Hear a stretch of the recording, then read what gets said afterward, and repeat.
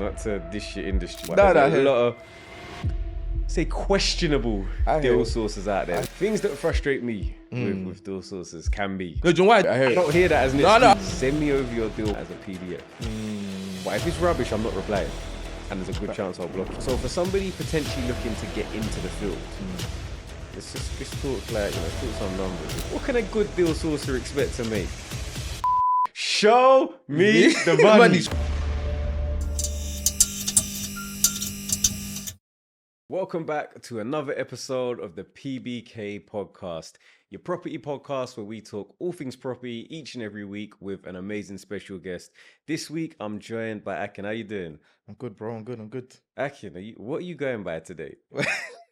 Listen, we're going to start like that. You start like that today? Because someone's been addressing me with multiple names. Boy. Yeah, it's Akin today, man. We're getting back Akin today. Akin, yeah. Yeah. So not Akeem, Not Mr. Propstrat. We'll get into that. But Okay. So, Akin, you are a property developer, property investor, podcaster, interviewer, deal sourcer. How do you find the time? How'd you find the time? I can ask you the same question. Bro, before we get into like the property, let's talk about time management. Let's talk about it. How are you really dealing with trying to do so many different things at once? Yeah, I mean, I could try and be political and come up with some special answer, but really is like, I'm getting better at organizing my day, scheduling my day and things like that. But reality is that, I wear a lot of different hats. So I try to plan ahead as much as I can. But sometimes each day can be a bit different. So I almost try to give myself grace with the schedules that I create, just so there's a lot of creative space and time. But yeah, getting better at it because it's tough. Yeah, I mean, I wear a lot of different hats. So any hints, any ways you've managed to get better that people could potentially implement? I think the biggest one, which is no magic trick, I think it's just waking up earlier. That's helped me. Typically, I used to just wake up like, 8 o'clock, like a normal person, 8:30, start the day at 9. But I'm realizing now, if I can get up for gym at 5:30 in the morning, come back at like 6:37, then I've got an hour there to kind of think through my day without no pressure. And that usually helps me to just ease into the day. Because I need time to ease into the day, man. I'm not one of the people that can jump up and start working. Like, but do you not feel like when you're in the gym at 6 a.m. and you're looking around going, do you not think to yourself, is this life? Is this why I became an entrepreneur? To be in the gym at 6 a.m. I don't even do it on a like, I need to get a hench or I need to, be mad productive. My one's just, if I start the day with that, usually I feel better about myself. And then I'm a bit more just awake, innit? Like, it's not really, it's more like a lifestyle thing. It's routine. I think routine is good to try and create some sort of balance in life. Sort of balance. My only argument against that is I'm like, I get the entrepreneurial comes with a life cycle, but sometimes I'm just like, when does the enjoyment come? Bro, where's the beaches? Bro, I've been saying to myself recently that a lot. I said, people say, you need to find balance with your, I'm like, but you know us, like when we got that thing and that vision in your head, like that thing that just keeps you up at night every day. Balance, is that something I can really have fully? I mean, I feel like I can have a bit of it. I've done decent over the years of making sure I go on a couple of holidays a year and things like that, but I don't really care in it. Like I want to get to where I need to get to. So what is it? What is it that drives you? Like, where do you want to get to? Where I want to get to, I think the main thing is that I've had a vision of just being. I'll take a step back. I'll say when I first started the journey, the idea was just to see where I can become wealthy and teach other people to become wealthy. And over a period of time, that's obviously formalized into practical business activities that I do and certain things that I've set up and things like that.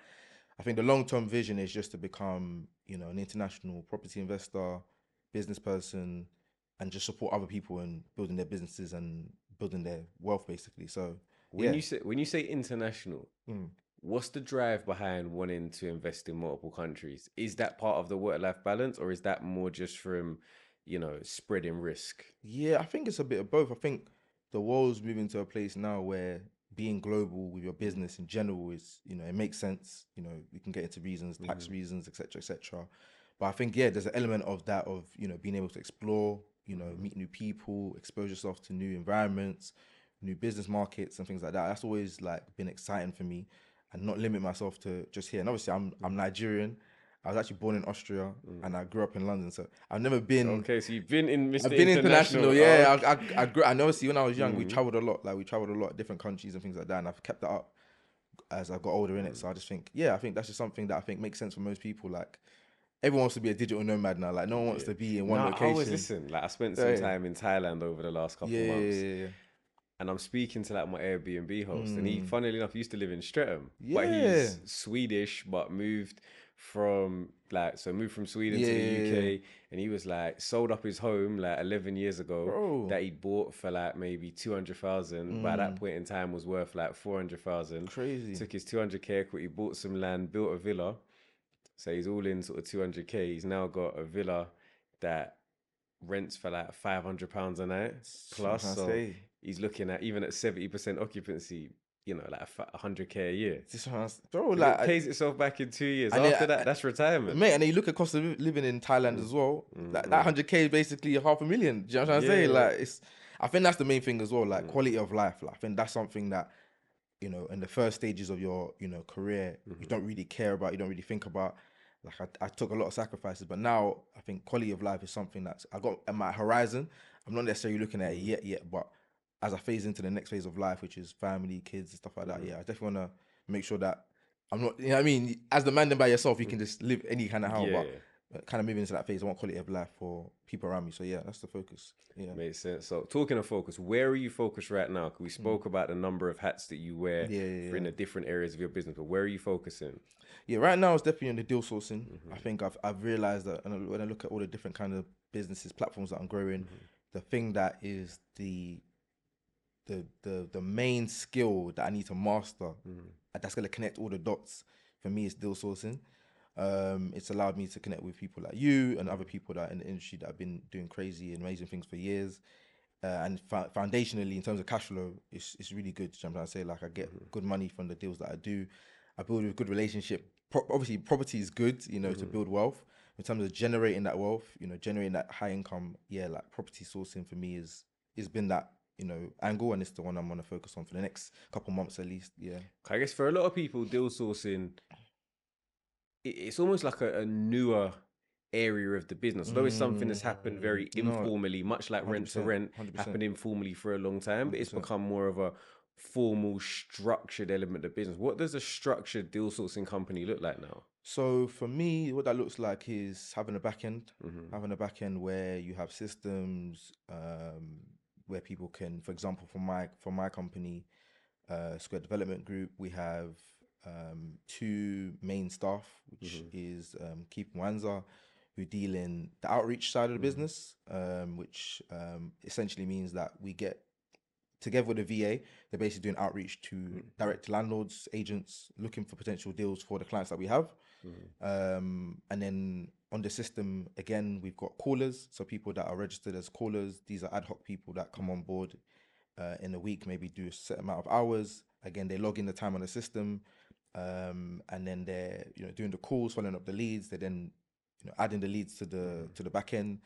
And then those are getting then organized to arrange viewings. So essentially just a back end, an organized, platform where you can see everything, every moving parts, tracking everything that's happening. So everything from how many viewings we had in a week to how many deals we closed in a month to, how many clients do we have, how many of them are serious, how many of them are not, rating the callers, like literally details and systems and schedules. And it's really exciting actually, because yeah, like I look at it and I go, oh, this is actually really systemized. Like, and I'm not that guy, by the way. So Do you think it's funny when like you do something that, not funny, but when was the kind of the light bulb moment of, okay, this is something I'm kind of just trying to, this is actually a business? yeah, it happens. It happens. Like even now, I don't like. Sometimes I'm just like, it's because it does change. It does transition from being a side hustle kind of thing, or kind of thing you're doing on the side, to a business. And I think when I started putting people in place, I think that was the key. I think the first person I took on board was like a back end person basically, who works with me. I call him my business development manager, but he's just basically the back end guy. He's the systems guy. So I took him on, and I was paying him monthly for that. And then I was like, okay, what bit's next? okay, cool. We need we need the leads. So I know how to find these leads, and it's almost like outsourcing everything into another person. So it was like, okay, I need to do and I'm talking specifically for care homes and social housing, by the way. Okay. But that kind of sourcing, because we do a couple of different sourcing for different people. But yeah, that was that, and then it was getting the VA on board to just do the outreach. Something that once you teach them once, they don't know how to. They have to be a genius. It's just outreach, Yeah, outreach, outreach, repetitive outreach. tasks. Exactly. And then after that, it was hiring a couple of youngers as well that were interested in getting involved in deal sourcing, but I didn't have nothing for them to do. So I was like, look, why don't you get involved in deals, and I can give you a split for each deal you get involved in, and then teaching them each different roles they can get involved in, and then getting a solicitor involved to deal with the disputes sometimes because I had disputes with some of the clients. A closer, a sales progressor. So just literally just adding the bits So it where I went was from being struggling. Every time I was struggling with something, I was like, how do I get someone on board? Yeah. and And now it's kind of smooth, but yeah. it still has its problems. Yeah. How long were you doing a lot of the stuff yourself for? Long time. Oh, long time. Long time. What Long is a time. long time? Yeah, Like, long 'cause you time. might just be. Is it does long time mean a couple weeks, Bro, couple no, months, from couple the beginning, years? because obviously as property people, you become a deal sourcer by always being around deals and then just being like, oh, like I've got a deal, like you might as well take it, kind of thing. So I was always taking on deals, and then I was always finding people deals, and then it kind of became a thing of like, people started shouting me regularly to a point where it was like in a month, like I might get like 20, 30 messages like, oh, I'm looking for a property, can you help me out? Da, da, da. And I'm like, oh, if I don't do anything today, and just from word of mouth, I'll probably get like 20, 30 messages a month saying, can you help me out? Stuff like that. I'm like, oh, this is good. Then, okay, there's something here. You know what I'm trying to say? And if I take a deposit for everyone that I'm doing something with, then actually, okay, I've got half the money in. Now I just need to deliver on the service. Okay, this is a business. This is a business now. So Okay. then it was like, okay, cool. What are the things I'm doing to naturally attract people to come to me? What are the things that I'm doing to that I need to hone in on to make sure I keep staying ahead of the curve of like finding good deals. And then I think, yeah, that just brought me to, being active about doing the stuff that does those things, whether that be putting out content to attract new people, new clients, whether that be delivering, good deals and making sure that I'm keep learning, because that's a big element as well. Like I stay learning like a lot. And then I realized a big one as well was outsourcing. And so I got to start working with people because I can't, I don't have the brain space to think about 30 clients, To do in a everything. month. And I think when you looked at transitioning from doing it all yourself to having these people, what would it be like if you tried to go back to doing it all yourself Oh now? mate, yeah. I tried to do that sometimes. I think it was like 2 or 3 weeks ago. Not on the care home side, but on the buy to let side, because it's not as I don't have as many on that side. So I was like, okay, cool. Let's say I have like 5 to 6 clients. I'm like, okay, maybe if I just put my head down, I don't need to keep splitting this money and stuff like that. But then it goes back to like quality of life. Is this way best spent? Is the way to best spend your energy and your time? You're also helping other people, by putting them onto deals as well. It's more fun. There's a customer service element you lose when you are only doing it yourself as well. Because if I'm sourcing for you, obviously we've got a good relationship, so I'm still focused on getting the deal. I don't need to do all the other stuff. Do you know what I mean? But for certain clients, and even with you, to be fair, like I want to still have that rapport. Like I don't need to push you too hard. Do you know what I'm saying? Like how's it going?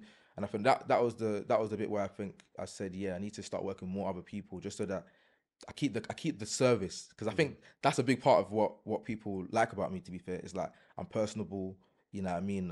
I build good relationships with people. They can tell it's not just about the money. So if I lose that bit, then you might not see it in the short term. I might eat more money in the short term, but in the long term, it might mess me up. So I was like, no, yeah, I'll teach the youngers how to do this, so they're making a bit of change, and then I'll make sure I oversee everything, make sure everything's smooth, and then after that, yeah, I can make sure build that relationship, basically maintain that relationship with the client. So yeah. Okay. So you spoke about a couple of different ways of deal sourcing, a couple of different areas you deal sourcing. Number one was kind of the social housing side of things. And then you've got the buy to let angle. And then you've also got for those that are looking to flip and add value to properties. Now, for me, obviously, personally, if those that know, if you don't know already, I don't know what you've been doing here, but I dabble in other things, but predominantly recently I've been flipping. Yeah. So in that space, how much can a deal sourcer expect to, earn from presenting a good deal? to someone that's flipping property? Yeah, I mean, some people charge a leg. I mean, you probably say I'm a bit pricey. I don't know what you think about my prices. I think I'm quite fair, to be fair. For me, it all depends on how On much the, money yeah, there is yeah, to making the exactly, deal. Like exactly. for me, like I said, if you know already, it's a numbers game. Yeah, it's the numbers game. So It's a numbers game. if someone's gonna turn around and say, "Look, listen, I can make you a guaranteed 100 grand Yeah, from 150, so your return on investment's like 75%," 100%. and they're like, "But the fee's 10k." But it's non-negotiable. The fee's 10k. But you look at it and you're like, look, even with conservative numbers, that's real safe. 100%. Like, unless you have maybe access to the deal, you pay it because your next best alternative is to go and do a deal with way less money in it just because it doesn't have a fee. Exactly. So exactly. it's a And facilitation. the time as well, the time spent, again, it's all about knowing your clients in it and knowing what their pain points are. For you, it's going to be time, you know what I mean? Time is going out there, spent viewing properties, going through all the numbers, going through all the deals, all the dead end deals. But if I can present a deal packaged nicely, ready to go, offer pretty much accepted or about to be accepted, here you go, you can view it, no one else has got competition on it, off market or whatever it is, then you're gonna be like, oh yeah, 100%. So yeah, for me, anything, usually I charge anything from 5 to 10k. It's usually dependent again on the deal, and I'm quite, I say quite, strictly negotiable, because I want the deal to work for the person. That's very important for me. I want the deal to make sense. You just touched on a number of things about how the deal's presented. Does it make sense? Do you have, because if you know me already, I say, look, there's not to dish your industry. Yeah. To diss them, but No, there's a lot of, say, questionable deal sources out there. There's a lot of people that are just hoping. They're just saying, "Oh, I got a deal," and I just hope somebody buys it. Because they're seeing it as a side hustle, you know what I'm saying? It's seen it as a hustle, as a way to just make some a bit of money. And I change. think when you look at business like a side hustle, you don't see the longevity in it. So you'll do anything to make that quick 2 grand, 5 grand, 10 grand without the, okay, but what is this going to do from a relationship perspective? Exactly. In terms of someone that now prides himself on being a good deal sourcer, how do you differentiate yourself from that maybe murky area of deal sources that don't have the best reputation? Yeah. I think it's all about the proof is in the pudding, innit? Like it's all about delivering good deals. That's what you're gonna get judged on, innit? And I feel like I've been lucky enough that I've already kind of had a platform before. So people kind of know me well. They know that I'm reputable, and I've helped a lot of people just seen from the content I put out. But now it's all about testimonials, man. Like, what's the point of doing a deal, making 10 grand or 5 grand, and then you spoil your reputation in terms of like the person isn't happy with the deal and things like that. And I remember early in my property journey, when I was doing rent to rent, I remember sourcing some deals for people that just weren't ready for the deals. You know what I mean? They just didn't have the right temperament. They didn't have enough time. They wasn't ready for it. And I sourced it for them because I was just like, look, it's a good deal. Take it on. And it was the afters that I had to deal with. I had to basically help them manage it again. And I said, what, moving forward, in all the stuff that I'm doing, I need to make sure that I understand the client's temperament, what kind of deal they want, what makes sense for them. I don't want them to take on stuff that don't make sense for them. I never push, and you can probably tell I don't really push. I want the person to feel confident about the deal they do. I can give them advice, I can give them encouragement, I can give them the facts and the figures, but that's all I can do in it. So, and then for me, other than that, I just work on the numbers. I work as many deals as I can, so I'm always getting cash in. So I don't feel too pressed by one deal. But I think the main thing is just the customer service element. Like I said, most people, deal sources, they're just gonna throw any kind of deals to you and throw it down your throat and say, you better take it. For me, I'm an investor as well, so I understand property as well. So it means that I've even got more foresight sometimes than some of the investors and developers I work with, because I'm like, you probably shouldn't do it like that. You probably should do it like this. And then when the results speaks for themselves, then it's just, oh, thank you so much. I really appreciate that. And all I say is, no problem. If you're really happy with the service, go refer me, innit? Yeah. Do you know what I'm saying? And then I get a new client. So yeah. Now, of course, so things that frustrate me with deal sources can be. Yeah, go on. Can be. Like rubbish comps, number one. Yeah, I hear that. If the GDV, if you can't justify the GDV. Yeah. So actually, no, firstly, lack of information. Okay. If you're a deal sourcer and you just send me like a link to a property, you'll be like, got this property in Fulham, like owner's happy for a quick sell, we'll take 800,000. No context. Yeah. No, this is so, number one, lack of information.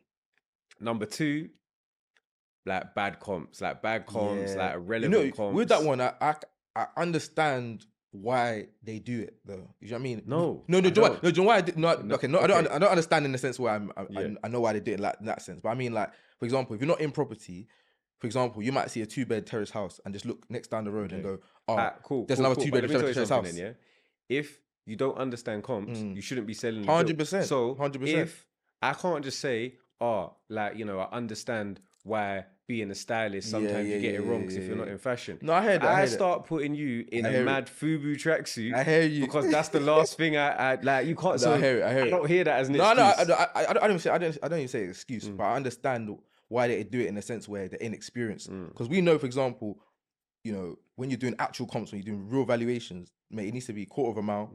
It needs to be the same form, layout, floor plan. It needs to be the same size. Some people are not looking at the sizes. They're not looking at the floor plan. They're just looking at 2-bedroom terrace.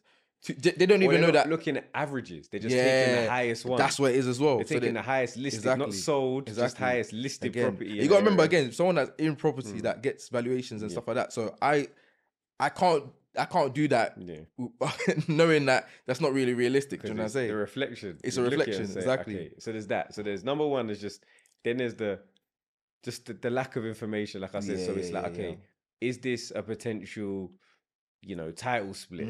Is it a potential like extension? Is there structural issues? Like, give me some context, because otherwise, like you said, if you get reached out to on a regular basis, so my new thing now is like, you know, when I meet those sources, like I had this at we got the guys from Gen Z actually, that's a good put event, together man. The Gen Z event, and I was there, and people are saying, "Oh, Garrett, you're a developer," and I say, "Listen, I'm not even gonna give you like my email. I'm not going to give you like my Instagram. It's going to give. So I'm going to give you my number. Send me over your deal on a WhatsApp format as a PDF.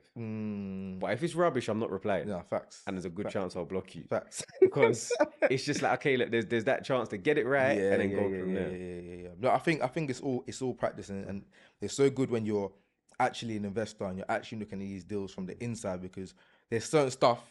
Even you, like, you're looking at certain deals that we're sending, and it's like, oh, there's an opportunity to do this, there's an opportunity to do that, or we might have overlooked that. How can we improve the service and stuff like that? And until you're kind of in the game, you don't know what you don't know, kind of thing. So you won't see stuff that won't make sense. So I kind of understand. No, I think it's always good. Like, I always try and get people on that actually work with. Yeah. Because the conversations are about real life examples. 100%. And it's in like some of the deals that we've done together. Yeah. Like, one of the reasons, like, and I'm very honest, like I say, one of the reasons why I like you, why I've been able to buy deals from you, why you now work as like one of our approved like deal sources for the PBK community, is because there's a very standardized structure in the way in which the deals are presented. 100%.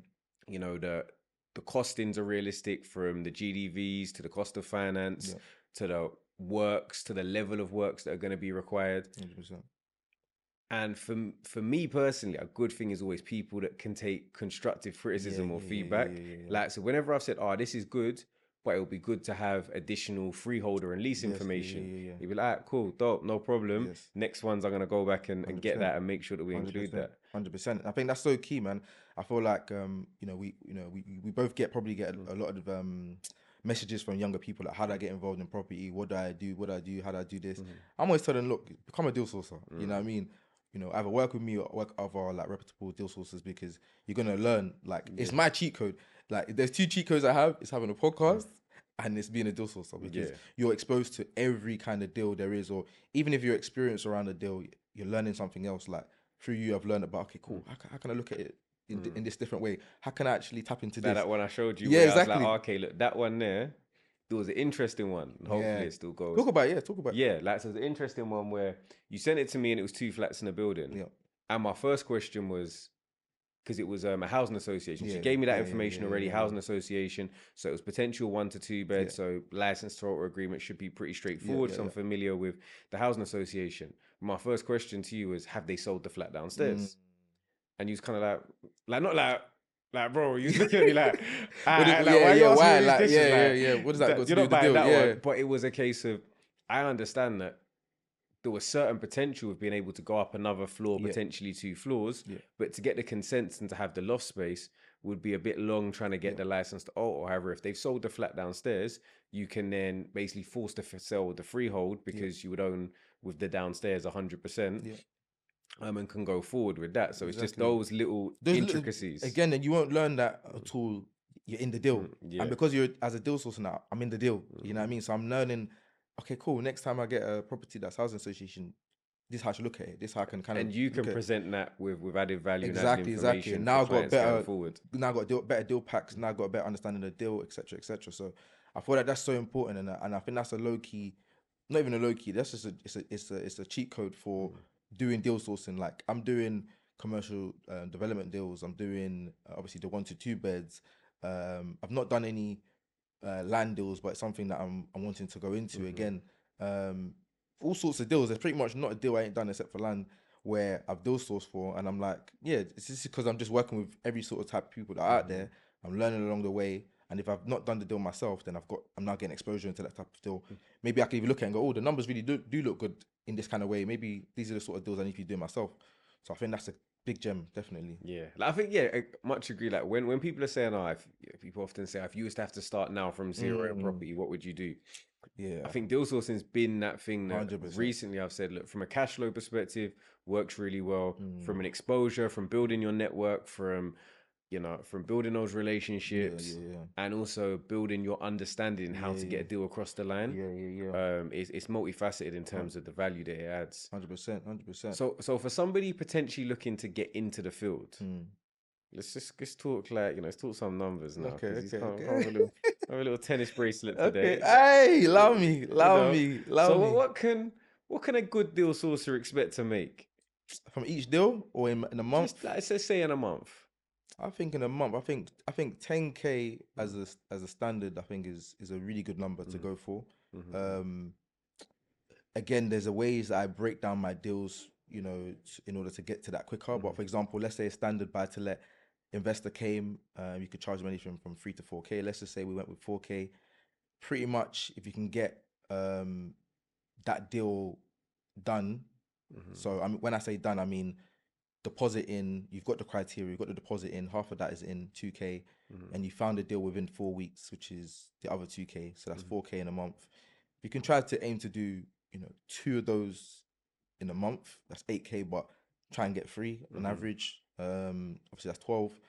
That's something you can do. Obviously I don't just do that. I do social housing as well, but just with the buy to let, the busy, and it's a really good market for people to start with. Busy professionals that have high incomes. It's like a personal shopper market, basically. Yeah. I mean, because there's so many of them, and because we're in London right now, we're from London. I think it's a perfect market because you've got people that are contractors, people that are working 9 to 5, they're busy and things like that, and everyone knows professional that's got good money. And it's just about helping them and saying, look, you can even gas it. Say, look, I go to Birmingham, I go to Liverpool, I go to Manchester, go to Sheffield, all these hot cities where they want to invest. I go there regularly. If you're ever looking for properties in the area, let me know. And then go out there and view properties, package them well, and present them. And the best thing you can do as well is, the best thing that happened to me was one of my clients who, shout out to her, Lamide Elizabeth. She is an influencer and she's quite popular online, and she documented the journey of me, sourcing for her. And I didn't even really watch what she was doing. She was literally just, telling people about me and and then from that, loads of people came down. So document the journey as well. Show what you're doing for people. It's a results-driven business, in my opinion. So it's like, you want to be judged off your results. Like, here's the deal that I sourced for Kazy. He just made 80K from it. That's the sort of, stuff. That's the sort of stuff you're going to be doing. So, yeah, man. Yeah. I think so. I say 10K as a base. 100%. 5 to 10K. Definitely, you can get that in. Obviously, I'm trying to negotiate those discounts. Trying to get a volume discounts. Yeah. Volume thing. You've had a couple, couple good months off me, I think. Yeah, no, we had some good transactions. Yeah, some good transactions. To be fair, actually, I was saying the Brixton one, they're surveying tomorrow. So perfect. Got to call them today, actually, just to make sure that goes ahead. And I'll be real, but like, even being able to actually have tangible business with people that, obviously, you can admire people and you can be friends with people. Yeah. But when you have tangible business with someone, it's different. You get to catch up now practically about stuff that we're doing, and we can do this, and it feels productive. Do you know what I'm trying to say? So rather than just being like, let's go on a podcast and let's have a chat. Like, so funnily enough, to use that one as a real life example, why I think that's good is, why I think that example is good is because that is a property that was online. Like I could have gone and called the agent and Speak on it. I Yeah. could have called the agent and I could have got that property with no sourcing fee technically. However, that property sold like 2 days after it went online. Yep. That property sold for actually close to asking price originally. But because obviously you got systems in place, follow-ups, like CRM processes, you were going back and forth with the agent, keeping track of if it falls out of bed, because a lot of these short lease problem properties often do. 100%. Ended up securing the property for me for, I believe, 30k below asking, maybe 35k below asking, I think, in terms of what it actually ended up paying for it. Negotiated a delayed completion, managed to get the lease extension as part of the purchase. So all in, like, it made sense for me. Like, yeah, I could have been online, I could have been looking 100%. myself, but if I would have been online, maybe I would have missed off sending out my license to alter agreement on an existing 100%. property. Maybe I wouldn't have done the comps for an up and coming auction. So in terms of what you can lose out on, you can't be in all of the places all of the time. That's the key. And like for me, using good deal sources, and ironically, when I've now posted to say, oh yeah, I've done a little walkthrough to say, oh, I just exchanged on this one. My auntie phoned me to say, oh, I'd offered on that property. Ethan phoned me to say he had an offer rejected on that property. Aaron said he looked at the property. No way. So that like it was a property that was like hot. Like I know personally 4 people that offered on it before me that didn't end up getting it, because I decided to use like service driven rather than saying I've got to do everything, because I want to. Sometimes you have to, and I think my friends in sales taught me this. Like sometimes you got to spend money to make money. That's the thing, man. That's the thing. I think saving isn't always like where makes you the money. Like 100%. having to invest in yourself and trust that I can do something well enough that makes up for me paying for services in other areas. But it goes the other way as well. I'll be real. Like having a client that understands the process is a blessing too, because I could have gave that deal to you. You don't know what you're doing. You're fumbling over the numbers. You're umming and ahhing, and then it becomes a thing of like, bro, now you're wasting my time. You know what I mean? I've gone out there, I've viewed it multiple times. I've done the due diligence on the deal, done the numbers. Now I want to work with someone that's serious, that's going to look at the numbers. If you don't want it, that's fine. Just tell me no, but you didn't waste my time. You know what I'm saying? That's a key as well. It goes both ways. You know what I'm saying? You looked at the deal. I think it must have been quick. I'm sure it was like, I'm sure I you didn't view it. I remember that's the thing. I think you came back to me like within like 24 hours though. It was like, because you know what you're doing. You're like, boom. That hour you said it to me, I said, yeah, I'll take that one. Yeah, boom. I said, I'll take that one. I'll take the other one. I think you sent me one more and I'm in an hour and I said, nah, I think that one's a bit tight. Yeah, I remember. Yeah. But it goes both ways. Like I said, I think it's just about working with people that are serious. And the key, a big gem for me that is low key, but put out there, I only work with businesses. That's a big thing for me. So as much as I work with individuals, I work with people that want to grow businesses. So if I'm working with a developer, he isn't a one-time thing. I mean, he's got budgets, he's got targets, he's got a focus with what he wants. Same thing with busy professionals as well. Maybe that they've got a group of them that are gonna do this, every 6 months, every 3 months. All my care homes, supported living companies, children homes, they do deals like it could be every bi-monthly, it could be weekly, wherever it is. They're in business, and I think that's key. That because when you're in business with people, they're just a lot more focused, they're a lot more serious, and they don't waste your time basically. So yeah. So I appreciate you not wasting my time. I could tell you're podcasting. That's a good segue to my being in business. And by the way, as well, before we go, big shout out to Akeem as well, because Akeem works with me with the developer side. There's a few other people that you're Akeem. Which are you? I'm Akin. No, and I've got my mentee, emails me from Akeem. Sometimes you met Akeem at the event. You'll get so into your Akeem persona that sometimes he'll be texting me from his phone and sign it off Akeem. And I'm there thinking, it doesn't work though. It helps because obviously with the transaction, when they're hearing Akeem and I had to send stuff, it's easier. But shout out to Akeem, man. Akeem, nice guy, man. Met him. I think we're in a group chat now, so hopefully do some more business. And for me, it's just proof of concept. Yeah.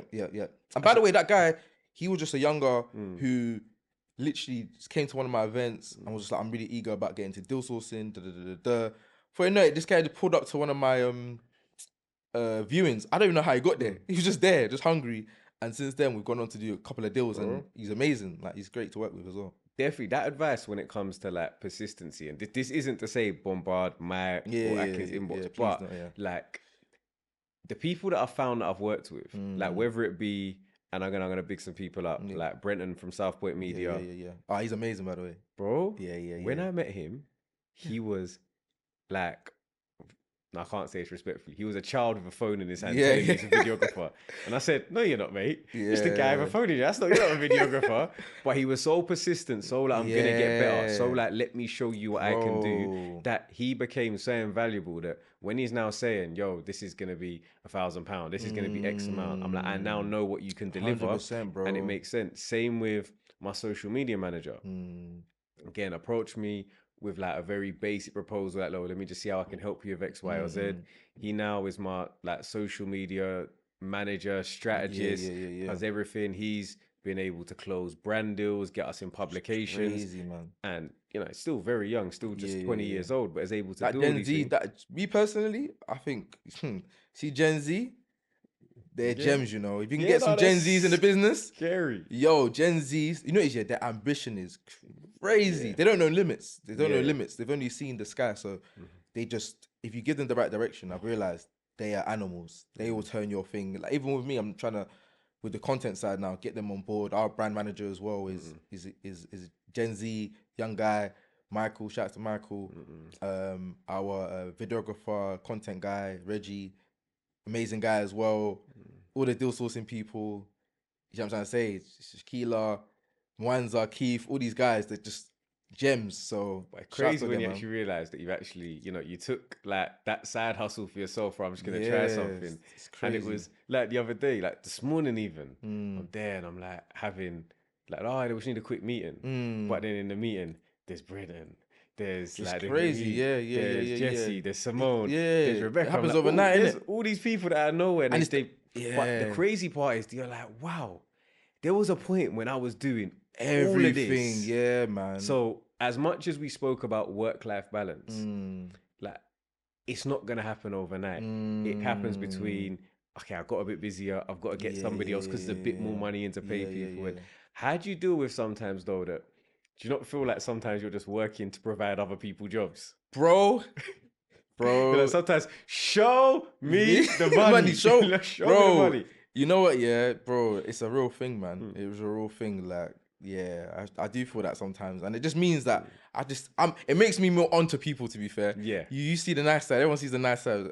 There's a side of me that's like, yo, you need to get some deals, you know? You need to get some stuff I've had going, those you know? moments where I say, listen, I'll be paying these invoices on time and it's cool every month. However, I'll pull the plug at this week if we don't get some deals in. And that's the good thing about good people that go to bat for the business. So sometimes like the team and like they come up with some ideas. You know, sometimes you just look at something like, this is cold. Bro, it's so much, it's so refreshing to be with people that are like smarter or brighter than you in a certain area. Like, you know what I mean? Like, I don't even want to be the guy that's like the smart guy or the, you know what I'm saying, all the time. I want to be the person that's maybe leading the ship, you know what I mean, leading the army, but I want to know that content-wise, like, you lot think of some crazy ideas. I see it like with some of my like friends that are very successful. Like I remember one time going to my friend's house over Christmas, like Christmas time, walked into his living room. Like, but he's not there yet. I think I've let myself in. Like, he's not there yet. And like some big Christmas tree, mad decorations, all branded. And I told my friend, I said, I bet he ain't got a clue how this got here. Bro. He's coming to his house I wanna later. be like that guy. He's looked, he said, this is cold. I knew it. Yo, I like said, that. This is where I need to be. To be covered in it's just set up. And the people around me are just I hear delivering. it, man. I hear it. Even you though, everyone's getting there, man. You're there, man. It. You're there, man. Nah, you're there. I had the mad conversation this morning. Even your VA was there. I was talking to your VA. So you don't even talk to each other. People don't realize this as well, though. Like, even me, I've become similar as well. Like, I'm talking to VAs. Like, she said to me, I was struggling with parking, innit? I was like, where'd I park? She was like, Akin, I'm not actually in the UK, but I'm gonna get Kazy to direct you and stuff. And that is a great feeling. Like sometimes, because we kind of segued, but I think it's important because these are very relatable topics, not just around, you know, whether it be deal sourcing, whether it be property, but just business skill sets. 100%, man. 100%. Like, so having that balance of, I remember before, like being out, and we spoke about going on holidays, being in Dubai. Those times it might have been whites, might have been Dre's, big enjoyment. And then my friend would say, I look down at my phone and the email would come through, and it would just change your whole mood. Like you're just there, broski, man. man. And you can't do Yeah. that forever as well. So that difference of like an email can come through to my phone. Now look at that. That ain't my problem. Oh, so do you do boy, just dealing with facts. that? Like all I might do is just re-forward the email just to make sure. Just to and make I'm sure they like, got so it. now you've seen it. Yeah, You've seen it yeah. from me and you've seen it from the original Nah, source. 100%, man. That's something that's real life, man. Like I feel like you have to become detached. Do you know what I mean? Because you have to distinguish what are the problems you need to focus on. You know what I mean? That becomes the new problem now. It's like I can't focus on the minor problems, the small stuff. Like I need to focus on the biggest problems where I need to have my you know, put the most energy into. Literally, that happened the other day. Like we had an Airbnb, and it's like I think we had an issue with someone getting in it or something like that. And then the manager, the property manager, was telling me that, oh, this is the situation, and they're in contact with Airbnb. I didn't give no around my language. I didn't give you care. I was like, just get it sorted, innit? And then they got sorted, and then I was like, all right, cool, innit? Like that's what you're there to do, innit? Before, I trust you. You'd have to drop what you're doing, drive to the Bro. property, Drop off keys. Now be apologizing. and then that's when you have the moments where like, I just want to say, like you wasn't with me shooting in the gym, Bro. You weren't with me when the tenants were locking themselves out, and I was having to leave the motive to go and deal with something. Or trust me. So I think just moving to that next phase of business now. I feel like lay down those foundations. Those couple of years which have been good, and now moving to that new phase of business that I feel like man, I just want to be working with people. Like I even find it fun. Like I find it fun where we're challenging. I mean, we've got a problem that we're both challenging together because we've got 2-3 minds going at it. We're gonna figure it out. It's a lot more fun. But whereas back in the day, it used to be like, man, I got to figure this out. How do I do it? What do I do here? And no one saw the vision as well. So it's like I'm just out here just trying to convince people of a vision that only I see. Talking about it, how have you found? Obviously, you've got Prop Strap. Yeah. Which, by the way, you need to start posting more on. Yeah, don't worry, we're coming back, man. New season dropping soon, man. Sure. Am I going to get invited? Of course, always. Yeah, man. Come first. On, man. I'm my first, but when you start recording, when you start recording, innit? Chris, man, you might have to cut this episode. Nah. He's not trying to bring me back on. We do a vlog at the property or something, yeah. All right, because the reason I mention that is obviously you had something that you started with. Yeah. There's 4 of you? 3 of us. 3 of you. Yeah. And then within Square Developments, is it still the 3 of you, or is it 2? It's 2 of us in that one, yeah. What's that like in terms of different people doing different things? And is it always harmonious, or do people ever feel like they're being left out? No, I think it's all right. I think in life, people take different routes. You know what I'm trying to say? And it's all about, we're all brothers and everyone's doing their own thing. So it's about like, for example, there's certain projects I do as well. I might do separately. There might be certain projects Goki wants to do, or Kenny, etc., stuff like that. So it's just about, what do you want out of life, innit? What's your plan, innit? And does it align? Let's work on it together. And if not, then I say, you do your own thing, kind of thing. So, but I think, at the root of it all, just bros doing our thing, and the team's getting wider. So there's more and more people coming in across business. Because you've done, as much as we've obviously focused on the deal sourcing, because that's primarily how we've been interacting. You've done some really interesting projects. So talk to me about some of the projects that you've worked on. Yeah, so the main ones at the moment, obviously started off doing the traditional rent-to-rents and stuff like that, transitioning to doing a couple of buy-to-lets and refurbs and things like that. Now the focus is definitely around doing the flips in and around London. So similar to you, like the 1 to 2 beds. So you're gonna be buying up all the good deals. Hey, I'm just taking it. You can't take all of them. You're gonna be buying up all you take all you can take on. Get the scraps. No. I'm out of the game for a little bit. Just deal sourcing, innit? So you're getting all the good ones. Stay over there for a little while, man. I got some. You got some work to do, yeah. I got some bills to pay this year. I hear you. So yeah, the 1 to 2 beds. We've been doing a few of those in and around London, and then the commercial to resi has always been something we've been passionate about, and we done one, and then we looked to give it to a supported living company, and that kind of opened up the door for us, because it was like, actually, the numbers they're decent in terms of the actual project, but what's really good is the cash flow we're getting from the supported living company, and being able to build with them bespokely, work with the council. I really enjoyed that process of like, even with one of the flips, actually, we were quite close to the council on it because of the issues we had. But just working with the council on projects and sort of working with businesses that are obviously making money but helping people, I think it's quite cool. So yeah, mainly commercial to resis in Birmingham / West Midlands, and then down south 1 to 2 beds mainly. Yeah. Ah, Yeah, so there's a lot yeah, going on. Obviously, a lot yeah, of yeah, things. yeah, yeah, yeah. For like before, we'd like to try and get to know people a little bit better, Yeah. Okay, find out like where you're heading as well. okay, But I okay, don't like to ask the the typical okay, how much money this. So we're gonna ask some questions to okay, try and okay, gauge a little bit more about you. So okay. if you could live anywhere in London, where would you live? Fulham. Fulham, Yeah, yeah. yeah, yeah, yeah. Should I think something crazy about What's Fulham? what's that? What's that? Fulham is a lie. Right, go on. Fulham is not nice. Is it? Like so, Fulham is nice, Yeah. but Is it size of Fulham that are nice? Fulham is like Fulham is very all over the place still. Like Mm, Fulham gives me, I think I prefer okay. Clapham Battersea over Fulham in Okay. terms of Okay. like overall feeling of an Okay. Fair area. enough. Fair But enough. Fulham's like really, but Fulham is There's a nice. baby Chelsea. It's not Yeah, yeah, Chelsea. yeah. Like, But that's what I'm saying. That's why I like it. It's like Chelsea, but I can still, mm, be a little mm, in mm. the hood. I'm still still in the hood a little Yeah, bit. protect. They got a Morley's. Yeah, it's just there. It's calm. Yeah, I'm Yeah, man. still Shout there. out Shan, man. Shout out Shan, man. Come Morley's on. CEO. But yeah, Come on. they're doing very, very well. Okay, so Mm, Fulham. Now, again, we're gonna go for both cost the same, but you can get a outskirts, okay. maybe like 5 bedroom, Okay. 4 bathroom Oof. house, Yeah. or your 2 bedroom like penthouse, like Ooh. overlooking maybe a Harrod sort of vibes. What are we going for? Ooh. You know what? I'll do that. I'll do that. I'll do the outskirts. I'll do the Do the outskirts. I'll do the outskirts, yeah. outskirts. Yeah, yeah, Okay, yeah, okay, yeah, okay, yeah. okay. I like my space. I like my greenery. I like to. I'm a city boy, but at the same time, I like to just get away from it and just go Okay. ghost. So yeah. Now, are you taking? It's a question for. Are you Mm. taking a property portfolio Yeah. valued at £10 million? Mm. Gonna assume your standard kind of buy to let loan to Yeah, yeah, values, yeah. or are you gonna take a business that Mm. makes you 50K a month? Going with the business, you know. The business Going with the 50K a business. month. Yeah, going with the business, man. You know, yeah. Obviously, we're in it now, Mm. so we understand what headache come Mm. with the property stuff.